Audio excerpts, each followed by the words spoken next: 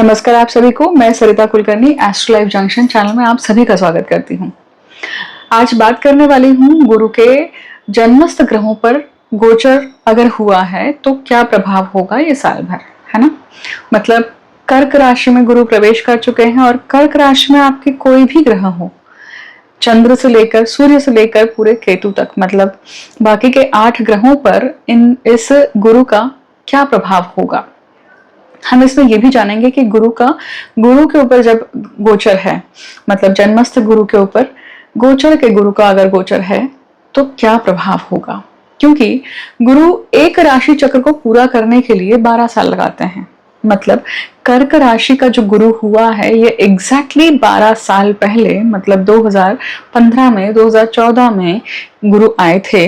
तो उस वक्त कर्क राशि के जातकों के लिए क्या प्रभाव था, है ना। हम ये राशि की बात कर रहे हैं।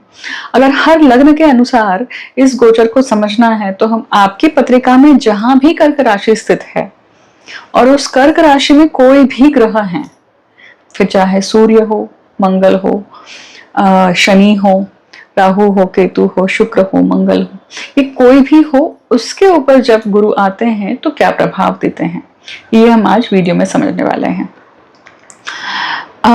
इसको समझने के लिए जो सूत्र उपयोग किए जा रहे हैं, पराशर सूत्र, भृगु सूत्र, इन्हें हम उपयोग करने वाले हैं। ठीक है। जब गुरु को अगर हमें यहाँ पे समझना है कि ये गोचर हमें किस प्रकार से इम्पैक्ट करेगा, तो इसको शत्रु, मित्र और सम, इस पद्धति से हमें समझना चाहिए। क्यों? अब हम बात करेंगे सबसे पहले ग्रह की।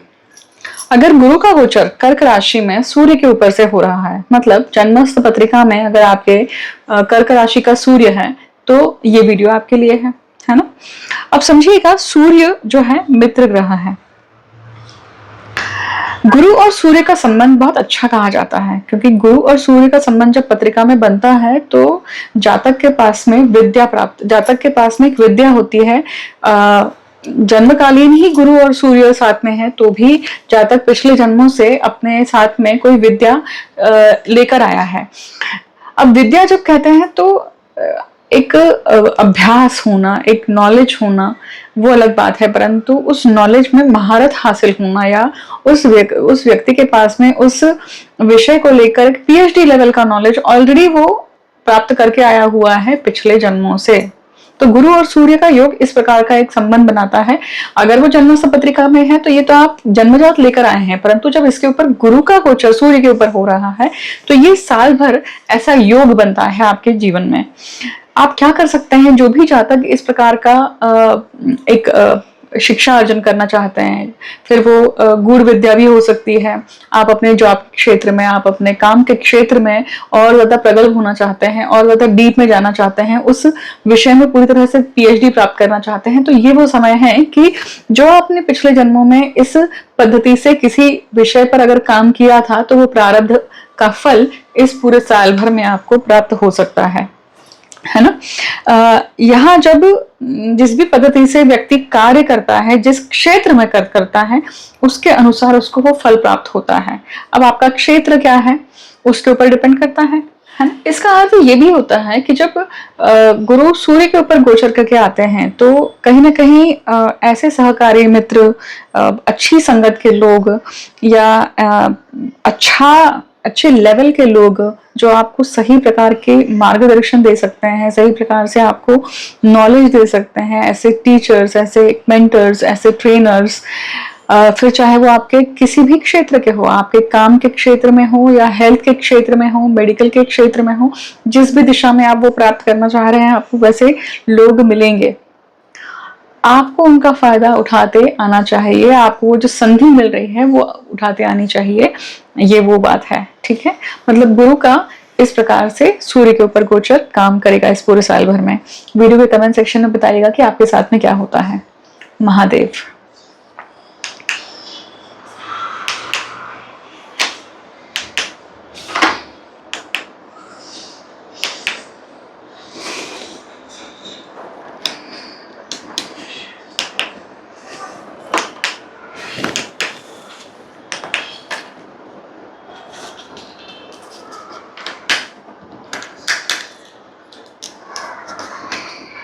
गुरु का गोचर जब बुध के ऊपर होता है, जन्मस्थ बुध के ऊपर होता है, मतलब कर्क राशि का बुध आपके पत्रिका में अगर कहीं भी है और गुरु उसके ऊपर गोचर करके आए हैं, तो ये साल आपको किस प्रकार से उसका फल प्राप्त होता है, कौन से प्रारब्ध के भोग एक्टिवेट होते हैं। कर्क का बुध जब होता है तो वशिष्ठ ऋषि के अनुसार बुध जो चंद्रमा के राशि में आए हुए हैं, बुध जो चंद्रमा के अनौरस पुत्र हैं, राइट, तो ये व्यभिचार योग बनाते हैं। बुध जब गुरु गोचर से बुध के ऊपर आते हैं, मतलब यहाँ पे अगेन वो पूर्ण व्यभिचार योग तैयार होता है, क्योंकि राशि चंद्रमा की है। बुध यहाँ पे उस व्यभिचार में से उत्पन्न हुए बालक हैं, और गुरु जो है ऐसे पिता हैं जिन्होंने उस व्यभिचारी पुत्र को अपना नाम दिया है, तो इसे पूर्ण व्यभिचार योग भी कहा जाता है। ठीक है, पूर्ण व्यभिचार योग जब बनता है तो व्यक्ति के जीवन में वो गलतियां रिपीट होती है जो उसने पिछले जन्मों में प्रारब्ध को लेकर या अपने कर्म को लेकर या अपने मॉरल सैंक्टिटी को लेकर तोड़ी है। ठीक है, फॉर एग्जाम्पल मान लीजिए कि सबसे पहले तो व्यभिचार समझना आवश्यक है। व्यभिचार उसे नहीं, केवल शारीरिक व्यभिचार नहीं होता है, व्यभिचार मानसिक स्तर पे भी होता है, आत्मिक स्तर पे भी होता है, वैचारिक स्तर पे होता है, आर्थिक स्तर पे भी होता है। अब ये जो व्यभिचार है, तो ये व्यभिचार को समझे कैसे। सबसे पहले तो उसे समझिए कि अगर आपकी वृत्ति या आपका पिंड या आपकी टेंडेंसीज किसी दूसरे का पैसा या किसी दूसरे के ऊपर दूसरे की चीज को अपना लेना या फिर छीन लेना या किसी न किसी पद्धति से हड़प लेना, उस पद्धति से सामने वाले को तैयार करना आपका नहीं है, वो जन्मजात, फिर भी आपको उसकी लालसा है और आपको वो चाहिए। ठीक है, जो आपका नहीं है वो आपको प्राप्त करने की इच्छा होना, ठीक है, वो अगर आपको बाय रूल या बाय आपने उस चीज को अर्जित किया है, अर्न किया है, तो अलग बात है। परंतु किसी और का वो होता है और फिर भी आप उसको मांग रहे हैं, चाह रहे हैं, फिर चाहे वो विषय वस्तु कोई भी हो, वो व्यभिचार है। अब जब इस प्रकार का होता है तो ये पूरा साल भर ये टेंडेंसी आपकी बढ़ेगी। उसी के साथ साथ बुध नॉलेज और सलाह, मतलब सलाह देने वाले भी, मतलब आपके आसपास नॉलेज और सलाह देने वाले आपको ऐसे लोग मिलेंगे, बशर्ते आप उनकी सलाह मानते हैं नहीं मानते हैं, ये भी एक प्रकार से काम होगा। आपको अच्छे लोग भी मिलेंगे यहाँ पर या आपको बुरे लोग भी मिलेंगे, डिपेंड करता है कि वो बुध कैसा है आपकी पत्रिका में। तो जब इस पद्धति से काम होता है तो अच्छा और बुरा अपने कर्मों के अनुसार वो डिसाइड होगा, याद रखिएगा। महादेव। गुरु का गोचर अगर आपके जन्मस्थ राहु पर हो रहा है तो इसका अर्थ क्या हुआ, कर्क राशि में गुरु उच्च के हो रहे हैं, राइट, परंतु राहु के साथ में, मतलब कर्क राशि का आपका राहु है, तो पराशर ऋषि के अनुसार कर्क राशि का राहु ये सर्प योनि का कर्म दिखाता है, या फिर सर्प योनि से आया हुआ जातक है, उसके संस्कार, उसमें वो संस्कार है कहीं ना कहीं कि जो सर्प समान वो बर्ताव करता है। कैसे बर्ताव करता है ऐसा जातक, तो जब कर्क राशि का राहु आया है, इसका अर्थ ही है कि पिछले जन्मों में जो कर्म किया हुआ है वो विषैला है, या फिर विषयुक्त व्यवहार है, या फिर दंश करने वाला है। ठीक है, अब वो कर्क राशि आपके पत्रिका में कहाँ है, उसके अनुसार वो काम हो रहा है या वो प्रारब्ध खड़ा रहता है। जब गुरु इसके ऊपर गोचर करते हैं जन्मस्थ राहु के ऊपर, तो वो चंडाल योग बनाता है। गुरु और राहु चंडाल योग है। अब राहु का, जैसे मैंने सर्प योनि का एक प्रारब्ध कहा, पिछले जन्मों का कर्म कहा, उसी प्रकार से राहु जो है वो डिजायर को बताते हैं। तो जातक इस समय पे उसकी डिजायर और बढ़ती जाएंगी, क्योंकि कर्क राशि का राहु है, उसके ऊपर गुरु का गोचर है। गुरु विकास देने वाले, गुरु एम्पलीफाई करने वाले ग्रह हैं, है ना। तो जब इस प्रकार का गोचर होता है तो वो राहु जो है, जो डिजायर का द्योतक है, अपनी इच्छाओं का द्योतक है, वहां पे वो डिजायर और बढ़ने वाली है, बड़ी इच्छाएं होने वाली है, और वो बड़ी इच्छाएं इंसान को प्राप्त करने के लिए इंसान वहां पे दौड़ेगा। ठीक है, इंसान वहां पर भागेगा। अब यहाँ पे गुरु चंडाल योग हो रहा है। अब ये चंडाल योग कैसे काम करेगा, देखिए। अब इच्छाएं आपकी बढ़ रही हैं, आपकी आकांक्षाएं बढ़ रही हैं, परंतु जब चंडाल योग बनता है तो व्यक्ति गलत पद्धति से कुकर्म करके भी उसे प्राप्त करने के लिए जाता है। ये प्रारब्ध का भोग होता है। पिछले जन्मों में अगर आपने किसी न किसी पद्धति से अगर चांडालिक कर्म करके, पैशाचिक कर्म करके कोई कर्म किया हुआ है, तो ऐसा गोचर, इस प्रकार का गोचर उस प्रारब्ध के कर्म को खड़ा करता है। बशर्ते आपके ऊपर है कि जब ये गोचर खड़ा होता है या जब ये गोचर हो रहा है, तो मतलब ये आपकी वृत्ति हो रही है या आपको ऐसे विचार आते हैं, फिर भी आपके पास चॉइस है टू डू और नॉट टू डू। आप क्या चॉइस करते हैं आपके ऊपर है। ये आपका इस जन्म का क्रियमान कर्म होता है। क्रियमान कर्म मतलब जो अभी हो रहा है, राइट। तो कुकर्म कर्म की अगर बुद्धि हो रही है तो कर्म में जाना नहीं है, ये आपकी चॉइस है, आप उसे रोक सकते हैं। परंतु पूरे साल भर में इस प्रकार के विचार आपके दिमाग में आएंगे, राइट। वीडियो के कमेंट सेक्शन में बताइएगा कि किस प्रकार का अनुभव आपके साथ में होता है। महादेव, जय मां कामाख्या। गुरु का गोचर अगर आपके जन्मस्थ केतु पर हो रहा है तो ये पूरा साल आपके लिए कैसा रहेगा। गुरु और केतु जो योग बनाते हैं उसे शिशुपाल योग कहते हैं, चंडाल योग भी कहते हैं, मोक्ष योग भी कहा जाता है। बहुत सारे ज्योतिष के स्कॉलर्स इसे इस पद्धति से भी देखते हैं। ऋषि मुनियों ने जो लिख के रखा हुआ है या जो सूत्र बताए हैं कि गुरु और केतु जो है वो शिशुपाल योग क्या होता है, इसको समझने के लिए आपको शिशुपाल की कथा समझना आवश्यक है। मैं यहाँ पे शिशुपाल की कथा पूरी नहीं बताने वाली हूँ, परंतु जो अंतिम क्षण था शिशुपाल के मृत्यु का, तो कृष्ण ने उन्हें कहा था कि जब तक आपके 100 गलतियां माफ, पर 101वीं गलती आपने करी, आपका सर कटा।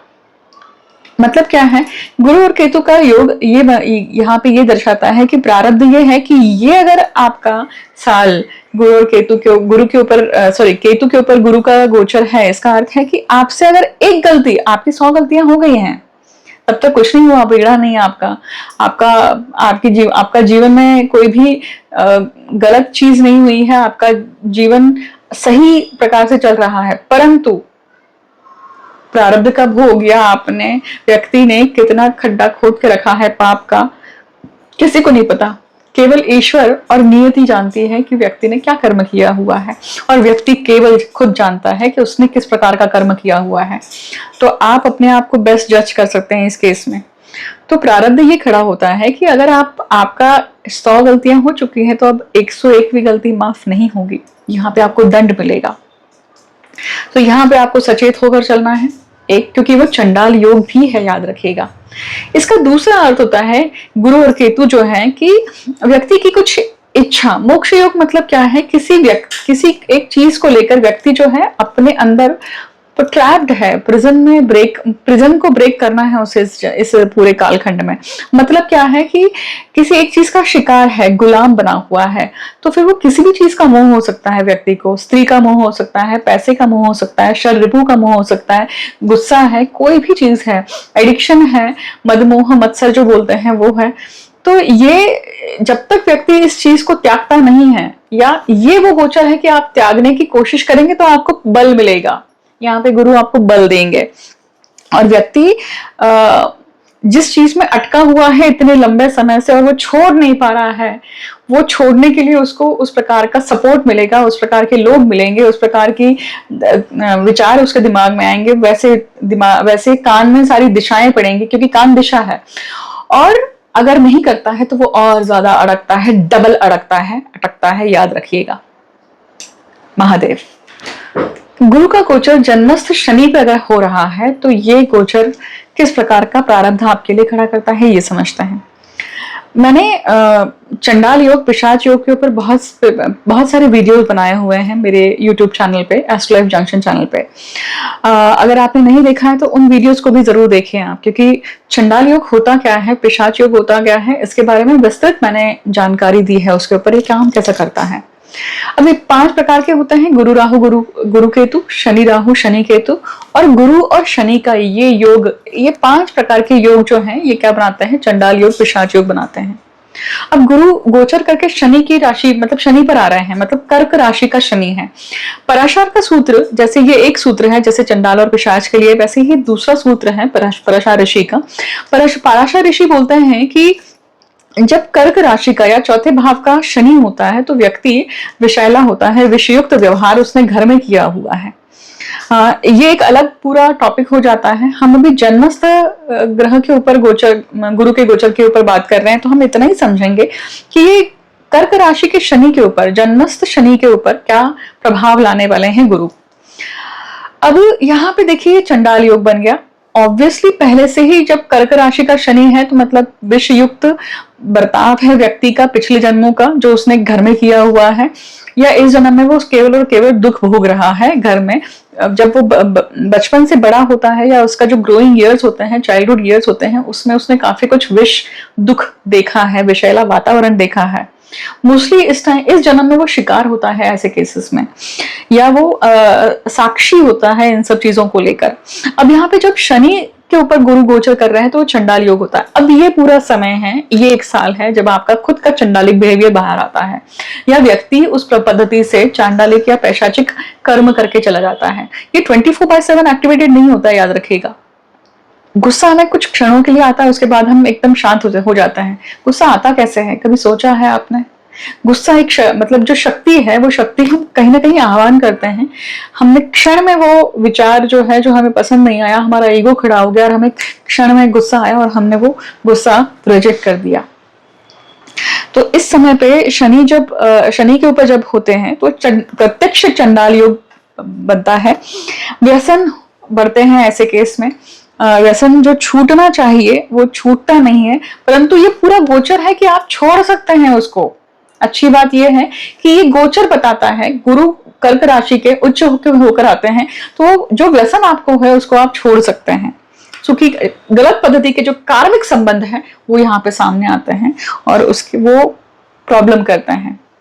उस प्रॉब्लम को आप शांत कर सकते हैं अपने स्वकर्म से। महादेव। जन्मस्थ शुक्र पर गुरु का गोचर अगर जन्मस्थ शुक्र पे हो रहा है तो ये पूरा साल भर आपके लिए कैसा रहेगा, किस प्रकार का प्रारब्ध कर्म आपके लिए एक्टिवेट होता है। गुरु और शुक्र ये दो ग्रह हैं, ऐसे ग्रह हैं जो दो गुरुओं को दर्शाते हैं, एक देव गुरुओं को, एक असुर गुरु को। मतलब शुक्र जो है शुक्राचार्य है और गुरु जो है बृहस्पति हैं जो देवों के गुरु हैं।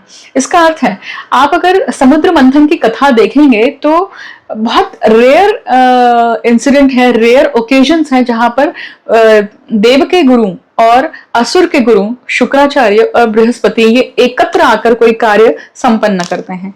तो समुद्र मंथन जो हुआ था अमृत प्राप्ति के लिए, जब पूरी लीला रची गई थी या वो पूरा घटनाक्रम था, उस घटनाक्रम में गुरु और शुक्र एकत्र आए थे किस चीज की प्राप्ति के लिए, तो अमृत की प्राप्ति के लिए। दो गुरु एक साथ जब आते हैं तो अमृत की प्राप्ति होती है, पर अमृत की प्राप्ति तब होती है जब हमें कुछ करना चाहिए उस चीज को लेकर। जो भी प्रॉब्लम हमारे जीवन में बनी हुई है, जो हमारे जीवन में घटनाक्रम चल रहा है और हम उससे निजात नहीं पा रहे हैं, हम उसको ठीक नहीं कर पा रहे हैं, तो दो गुरु जब एकत्र आ रहे हैं, मतलब कर्क राशि का शुक्र और उसके ऊपर गुरु का गोचर, मतलब ये दो गुरु आपको सहायता करेंगे, आपको मार्ग दिखाएंगे कि जो प्रॉब्लम आपके जीवन में बनी हुई है उसे आप किस प्रकार से हैंडल करें, उसे किस प्रकार से आप सॉल्व करें। और उसको सॉल्व करने के लिए जो शक्ति चाहिए, जो इच्छा चाहिए, जो स्फूर्ति चाहिए, वो आप में आएगी इस पूरे साल भर में। और वो प्रॉब्लम आपके घर का हो सकता है, आपके रिलेशनशिप का हो सकता है, आपके माता पिता के साथ में हो सकता है, आपके हस्बैंड वाइफ में हो सकता है, आपके व्यवसाय में हो सकता है, आपके कर्म में हो सकता है, किसी भी क्षेत्र का हो सकता है। और वो लंबे समय से चलता आ रहा है, परंतु उसके ऊपर आप काम नहीं कर पा रहे हैं, आपको मार्ग नहीं मिलता है। एक होता है ना कि इंसान फंसा रह जाता है उस चीज को करने के लिए, अब पता नहीं कैसे करें। मतलब अब सामने आ गई है इसलिए, या चासी साथ में चल रहा है इसलिए ढूंढना पड़ रहा है। जब इस प्रकार की स्थिति होती है, और मोस्टली ऐसे कार्मिक संबंध ही होते हैं, गुरु का गोचर जब होता है जन्मस्थ ग्रहों पर, तो वो कार्मिक संबंध को ही हटाने के लिए या कार्मिक चीजों को वैनिश करने के लिए ही काम होता है, याद रखिएगा। तो कार्मिक संबंध हमने कहे, कार्मिक हमारी वृत्ति हो सकती है, कार्मिक हमारा विचार हो सकता है, जो हर जन्म में वो विचार हमारे लिए घातक है, फिर भी हम उस विचार के गुलाम हैं और हम फिर भी उस विचार के अनुसरण करते हैं, उसको हम फिर भी फॉलो करते हैं और हमारा जीवन जीते हैं। एक सिंपल सा एग्जांपल, जैसे गुरु मेद का कारक है, मीठे का कारक है। अब आपको पता है कि मीठा नहीं खाना चाहिए, मीठा खाने से आपका वजन बढ़ेगा या फिर आपको डायबिटीज हो गया, आप फिर भी खा रहे हैं। एग्जैक्टली वही है, राइट। महादेव, गुरु का गोचर अगर चंद्र के ऊपर से हो रहा है तो, है ना, जन्मस्थ जिनकी कर्क राशि है उनके लिए हम बात कर रहे हैं। अब गुरु यहाँ पे कर्क राशि के ऊपर, कर्क राशि में स्थित चंद्रमा के ऊपर अगर आ रहे हैं तो ये सबसे बढ़िया साल है उनके लिए। क्यों? क्योंकि कर्क राशि का स्वामी चंद्रमा उधर ही बैठा हुआ है और ये निर्माण करते हैं गजकेसरी योग को।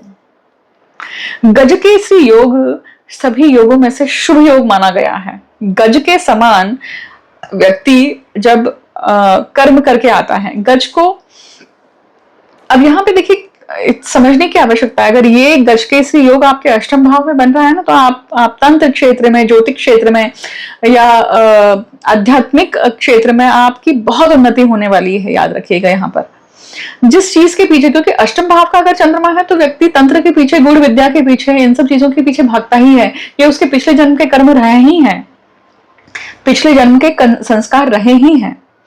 अब यहाँ पे कहीं भी वो कर्क राशि स्थित हो आपके पत्रिका में और चंद्रमा वहां पर है और उसके ऊपर गुरु है, इसका अर्थ है गजकेसरी योग बना हुआ है। ठीक है, गजकेसरी योग का एक जो प्रोमिनेंट अर्थ होता है वो ये है कि पिछले जन्मों में व्यक्ति ने जिस भी विषय पर काम किया है, जिस भी चीज की साधना करी है, साधना हमेशा देव भक्ति या देवों की ही हो ऐसा नहीं है। अगर आप किसी चीज की प्राप्ति करना चाहते हैं और उसके लिए निरंतर प्रयास कर रहे हैं और आपको वो नहीं मिला है, सॉरी, आपने वो जो साधना करी है, उसको साधना करने के बाद में आपने प्रयास किया है, प्रैक्टिस करी है और वो चीज आपको प्राप्त हो जाती है, वो सिद्धि आपको मिल जाती है।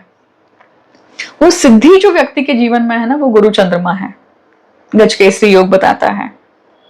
तो गजकेसरी योग मतलब ये कहीं ना कहीं प्रूफ होता है कि पिछले जन्मों में जिस जन्म का वो पुण्य आप लेकर आ रहे हैं, जिस जन्म की वो सिद्धि आप यहाँ पे लेके आ रहे हैं, वो सिद्धि आज आपके लिए काम करेगी या वो आपके लिए इस पूरे गोचर में, इस पूरे साल भर में खड़ी होने वाली है। आपको टैप करना है उस एनर्जी में, बशर्ते आपको पता होना चाहिए कि how to tap into that energy, how to tap into that siddhi. उसके लिए आपको गुरु का मार्गदर्शन आवश्यक है। उसके लिए आप, जरूरी नहीं है कि बाह्य रूप में आपको गुरु मिले, आप अपने आंतरिक गुरु की चेतना को भी एक्टिवेट करके वो कर्म कर सकते हैं। कैसे? बड़े बड़े शब्द कह दिए मैम ने, पर अर्थ क्या हुआ इसका? अर्थ ये हुआ है कि जब आप आंतरिक गुरु, मतलब जो हमें निर्देश देता है और विशिष्ट समय पर निर्देश मिलता है, जैसे आप पूजा कर रहे हैं, जैसे आप, बहुत बार व्यक्ति नहा रहा होता है तो भी उसको बहुत सारे ऐसे विचार आते हैं क्योंकि वो शुद्धिकरण क्रिया कर रहा है। शुद्धिकरण की क्रिया के समय पे ऐसे विचार आते हैं, याद रखिएगा। बहुत बार ऐसा जो है, ये समझने के लिए, ये आपको जानने के लिए व्यक्ति को जो क्रियाएं मैंने कही है, जैसे मैंने कहा आपको नहाना, जैसे मैंने कहा आपको जब व्यक्ति पूजा पाठ कर रहा है, मतलब अपने पूजा घर में उस चीज का देव भक्ति कर रहा है, पूजा कर रहा है, उस समय जो विचार आ रहे हैं। जब व्यक्ति संभोग क्रिया में रत है, जब व्यक्ति चरम सीमा पर पहुंचा हुआ है ऑर्गेज्म के, उस समय पे भी जो उसको विचार आएंगे, आप कहेंगे कि उस समय तो कोई विचार होते ही नहीं है, विचार होने ही नहीं चाहिए, वही तो 112 सूत्र है। परंतु अगर उस समय उसके जो विचार हैं, उस समय जो उसने सोचा है, वो भी यहाँ पे इंपॉर्टेंस रखते हैं। तो सिद्धि कब कब टैप कर सकते हैं, वो विचार अगर आप फॉलो करते हैं तो आप अपनी सिद्धि को, उस एनर्जी को टैप करते हैं और आपको उसका फायदा मिलता है। ये समझना बहुत क्लिष्ट है, क्योंकि इसे समझने के लिए पहले अपने आप को पूरी तरह से नंगा होकर देखना आवश्यकता है कि आपके दिमाग में विचार शुद्ध हैं या आपके दिमाग में अशुद्ध विचार हैं। हालांकि जब गुरु चंद्रमा, कर्क राशि का चंद्रमा है और गुरु आ रहे हैं, और या फिर जन्मस्थ गुरु वहीं पे होंगे, तो व्यक्ति शुद्ध आचरण का ही होगा, वैदोक्त या वैदिक आचरण का ही होगा, याद रखिएगा। तो गोचर आपको ये समझाता है कि जो प्रारब्ध सिद्धि का व्यक्ति ने प्राप्त किया हुआ था या सिद्धि उसके साथ में जो चल रही है, उसे वो टैप कर सकता है। फायदा क्या है उसका? उसको टैप करने से फायदा ये है कि आप इस जन्म में जो चीजें चाह रहे हैं अपने जीवन में, जो ऑब्जेक्टिव चाह रहे हैं, जिसको आप अचीव करना चाहते हैं, वो आपको मिल जाता है। आपको तरीका मिल जाता है कि उसे अचीव कैसे करना है, या वो जो एक चाबी रह गई है, एक कसर रह जाती है किसी चीज को प्राप्त करने में, वो कसर आपको मिल जाती है, आपको वो पन्ना मिल जाता है, वो आपको एक धागा मिल जाता है कि उससे जोड़ लेने से ये चीज प्राप्त हो गई है। फिर वो किसी भी क्षेत्र में हो सकता है, करियर हो सकता है, इवन कंसीव करने की मैटर हो सकती है, इवन आपका व्यवसाय का क्षेत्र हो सकता है, घर हो सकता है, रिलेशनशिप हो सकती है, सभी हो सकते हैं, याद रखिएगा। ठीक है महादेव। अब बात करते हैं मंगल की। तो गुरु का गोचर अगर मंगल के ऊपर हो रहा है तो फिर ये गोचर ये आपके लिए कैसा रहेगा? मतलब कर्क राशि का मंगल होना चाहिए आपकी पत्रिका में, जन्मस्थ मंगल, जिसको कहा जाता है नीच मंगल, क्योंकि कर्क राशि का जो मंगल है उसे नीच मंगल कहा जाता है। नीच मंगल के जो स्पेसिफिक परिणाम, मैंने इसके ऊपर भी कुछ शॉर्ट्स डाले हुए हैं, वीडियोस डाले हैं चैनल पर, एस्ट्रो लाइफ जंक्शन चैनल पर, आपने अगर नहीं देखे तो जरूर देखिएगा। उसके ऊपर ये गोचर का गुरु किस प्रकार से काम करेगा ये देखना है आपको अब, है ना। अगर हम संक्षिप्त में यहाँ पे समझे तो गुरु और मंगल यहाँ पे धर्म कर्माधिपति योग बनाते हैं, याद रखिए, धर्म कर्माधिपति योग। जैसे मैंने अभी पिछले गजकेसरी योग की बात करी, उसी प्रकार से जब धर्म कर्माधिपति योग बनता है ये बहुत शुद्ध या शुभ योग माना जाता है। क्यों? क्योंकि धर्म और कर्म जब एकत्र आता है तो व्यक्ति वंडर्स कर सकता है। चाहे हम ऐसा अगर पुराने एग्जाम्पल्स लें, जैसे शिवाजी हैं, शिवाजी महाराज धर्म कर्माधिपति योग का ज्वलंत उदाहरण है। देखिए राणा प्रताप हैं, ऐसे जितने भी आप लोग देखेंगे जिनके जो हिस्ट्री में जिनका नाम अभी अंकित है, जिसको हम पढ़ते हैं, उनमें यह धर्म कर्माधिपति योग कहीं ना कहीं उनकी पत्रिका में षोडश वर्ग के चार्ट में कहीं ना कहीं बना होता है। उसके बिना ये हो ही नहीं सकता है। डेफिनेटली पुण्याई चाहिए व्यक्ति की, ईश्वर का आशीर्वाद चाहिए, गुरु का आशीर्वाद चाहिए, ये सब चीजें चाहिए, तभी व्यक्ति के जीवन में इस प्रकार का यश आ सकता है। परंतु जब गोचर में ये गुरु कर्क राशि में आ रहे हैं और कर्क राशि के मंगल के ऊपर आ रहे हैं, इसका अर्थ है कि वो धर्म कर्माधिपति योग आपको बहुत कुछ देने वाला है। परंतु आपको बचना किस चीज से है, या आपको ध्यान किस चीज से रखना है कि जो नीच मंगल का प्रभाव है, जो आप जिससे आप जूझ रहे हैं, क्योंकि ये मंगल कैसा है, ये मांगलिक भी बनाता है आपको, तो ये नीच पद्धति से मांगलिक बनाता है कि जातक ने प्रॉपर्टी से संबंधित, घर से संबंधित, माता से संबंधित अगर दुष्कर्म करे हैं तो ये वो समय है कि वो एक साल में उन सब चीजों को लेकर प्रारब्ध के अनुसार भोग भोगे या फिर पश्चाताप करें। ठीक है। अब दूसरा इसका परिणाम यह है कि कर्म करने के लिए आप ही को बाहर निकलना है, याद रखिए, आप ही को डिसाइड करना है, आप ही को कमर कसनी है और बाहर निकलकर उसके ऊपर कर्म करना है। ये साल भर आप अगर कर्म करने के लिए बाहर निकलते हैं तो आपको यहाँ पे यश मिलेगा, सपोर्ट मिलेगा, आपको वैसी चेतना आपकी रहेगी कि जिसके कारण आप अपने उस पेंडिंग कर्म को पूरा कर सकते हैं। जो नीच मंगल आया क्यों पत्रिका में, नीच मंगल पत्रिका में क्यों आया, वो आपको जानने का मौका मिलेगा, उसके ऊपर काम करने का मौका मिलेगा, याद रखिएगा। तो इस पद्धति से आप उस नीच मंगल का अर्थ निकाल कर सकते हैं। ठीक है महादेव। अंतिम बचते हैं गुरु, जन्मस्थ गुरु के ऊपर गोचर के गुरु का गोचर। तो इसके लिए सबसे पहले समझना आवश्यक है कि गुरु जो हैं वो एक राशि चक्र को पूरा करने के लिए 12 साल लगाते हैं। मतलब अगर कर्क राशि से हम शुरू कर रहे हैं तो कर्क राशि के गुरु का से लेकर वापस से कर्क राशि में जब गुरु आ रहे हैं तो ये 12 साल लगाएंगे, लगभग 12 से 13 साल लगभग लगाते हैं। ठीक है। कर्क राशि का गुरु मतलब केंद्र का गुरु हुआ। कर्क राशि का गुरु इसका अर्थ हुआ है कि गुरु की एक प्रकार से एक पैटर्न होती है। बृहस्पति देव किस प्रकार से काम करते हैं, जब शुरुआत के समय पे अगर व्यक्ति को दे दिया है तो वो बीच के समय में निकाल लेंगे और फिर वापस से देंगे। तो ये जिगजैग पूरा ग्रोथ पैटर्न चलता है। गुरु ग्रोथ के कारक है, धी शक्ति के कारक है। मतलब इसी पद्धति से व्यक्ति को चीजें मिलती है, फिर वो ले ली जाती है और फिर वापस से मिलती है। ये लाइफ टाइम्स के ऊपर भी जब हम गत जन्म का चक्र देखते हैं तो गत जन्म के चक्र में भी गुरु के कार्यभार को समझने में ये सूत्र लगाया ही जाता है कि जातक को किस जन्म में बहुत मिला था और उसने मिलने के बाद में क्या उस चीज का किया और उसका परिणाम क्या हुआ। अब गुरु विस्तार देते हैं बढ़ोतरी देते हैं, राइट। गुरु के ऊपर गुरु जब गोचर आता है तो वो आपके जीवन में एक चैप्टर आपका एंड हो चुका है, दूसरा चैप्टर आपका शुरू होता है जीवन में। मतलब जीवन के जो, अगर मान लीजिए प्रत्येक व्यक्ति के जीवन में एक 5 से 6 मेन चैप्टर चलते हैं, फिर वो करियर है, एजुकेशन है, विवाह है, बच्चा है, प्रॉपर्टी है, अपना खुद का व्यवसाय है, माता पिता है, नातू बंधु है ना। ये जो मेन चैप्टर्स हैं, इन चैप्टर्स को लेकर व्यक्ति कुछ ना कुछ नया करता है, या कुछ ना कुछ पेंडिंग कर्म पूरा करता है, या फिर कुछ ना कुछ बढ़ोतरी कर रहा है, या फिर कुछ ना कुछ सही उस चीज का आकलन कर रहा है, उसके ऊपर काम कर रहा है, ठीक है।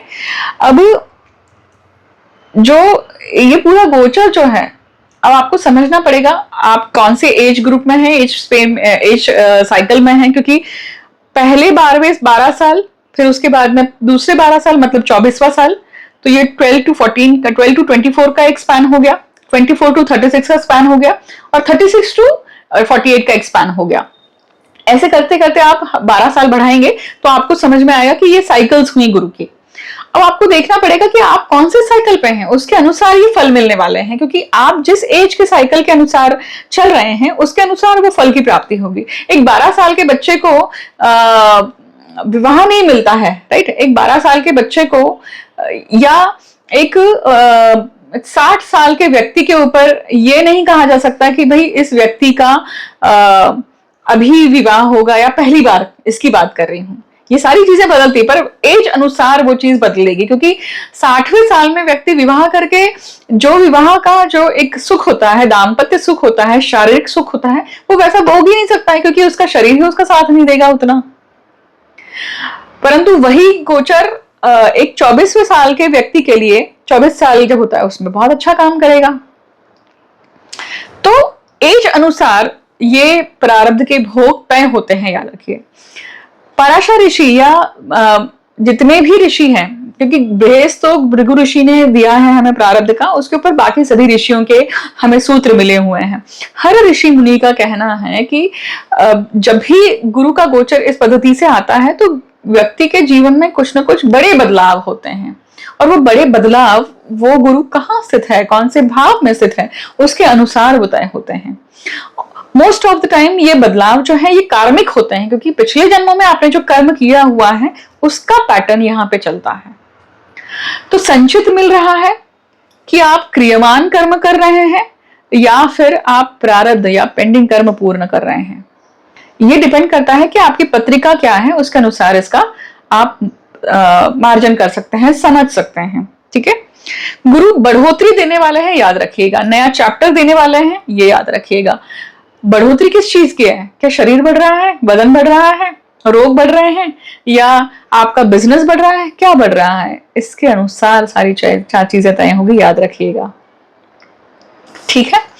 इस पद्धति से गुरु के गोचर को आप समझ सकते हैं। गुरु ग्रह का जन्मस्थ ग्रहों के ऊपर किस प्रकार से गोचर रहा, ये पूरा जब आप समझ लेते हैं तो आपको एक ध्यान में आता है कि गुरु, शनि, राहु, केतु, ये ग्रह जो है ये हमें जीवन में बड़ी घटनाक्रम देते हैं। गुरु हमें दिखाते हैं कि जीवन जीना कैसे चाहिए, या हमें वो थ्योरी देते हैं, उस थ्योरी पे चलना कैसे है वो शनि बताते हैं। और राहु और केतु कार्मिक साइकिल है, मतलब राहु अपनी इच्छाओं, क्योंकि राहु इच्छाओं को बढ़ाने वाले हैं, और केतु बोलते हैं मत कर, इस चीज को करने से ही तू फंसा था पिछले जन्मों में, इस जन्म में कम से कम मत कर, अब सुधर जा, क्योंकि केतु क्या है, सिद्धि है। अब देखिएगा, ये जो सभी जो ग्रह जिनकी मैंने बात करी है ना, 9 ग्रहों में से जो भी ग्रह आपके पत्रिका में दूषित अवस्था में है, या शुभ अवस्था में नहीं है, नीच का है, या जो भी है ना, तो कर्क राशि के अनुसार नीच का ग्रह केवल यहाँ पे मंगल ही होता है ना। बाकी सभी ग्रह के मैंने आपको फॉर्म बताया कि ये वो मित्र रूप में है या सम रूप में है। तो अगर ये दुष्ट ग्रह से भी अगर दृष्ट है, मतलब एस्पेक्टेड है, तो आप क्या कर सकते हैं, किस प्रकार के उपाय कर सकते हैं। तो आपको ये समझना चाहिए कि गुरु कोई भी ग्रह हो, उस ग्रह का गायत्री मंत्र या उस ग्रह का बीज मंत्र आप वाचन कर सकते हैं, बड़ा सिंपल सा रूल है, इसे मैं खुद भी करती हूँ, क्योंकि मैं नित्य नियमित रोज जब कंसल्टेशंस करती हूँ तो मैं अपनी साधना में इसे इंक्लूड रखती ही रखती हूँ कि आज जैसे मान लीजिए अगर शुक्रवार है या गुरुवार है तो गुरुवार है, इसका अर्थ है कि गुरु का दिन है, तो आप गुरु का दिन है तो आप गुरु के होरा में गुरु का मंत्र जाप कर लीजिए। आप अपनी शक्ति को, आप अपने बल को बढ़ा लेते हैं। यहाँ पर आप